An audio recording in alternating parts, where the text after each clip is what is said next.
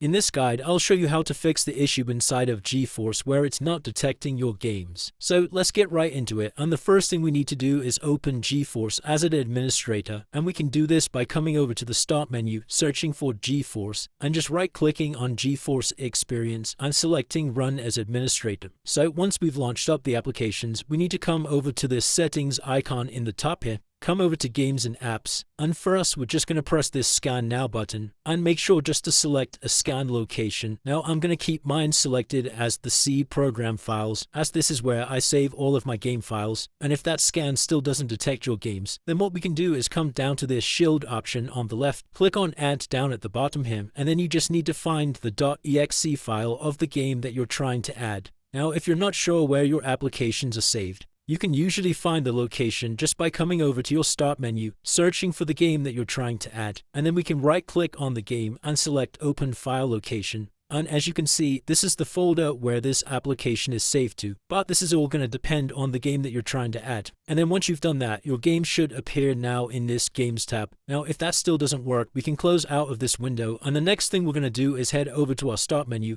search for Windows Defender, and then come over to Windows Defender Firewall. From the left-hand side, select Allow an Apple feature through Windows Defender Firewall, and we need to add GeForce to this list of exceptions down here. So just press Change Settings at the top, come inside of Allow Another App, click on Browse, and then come over to your C drive, and then we need to come inside of Program Files, inside of NVIDIA Corporation, inside of NVIDIA GeForce Experience, and if we scroll down, we'll see this NVIDIA GeForce Experience.exe file. And we're just going to double click on this, select the Add button, then as you can see, NVIDIA GeForce Experience has been added down here, and we just need to make sure both private and public are ticked here, and then we can press OK to save these changes. Then once again, if we launch back up the GeForce application, we can now try coming back over to Settings, and then re-scanning to try and find our games. And that's it guys. If you did find this video useful, please drop a comment below, and I'll see you in the next one.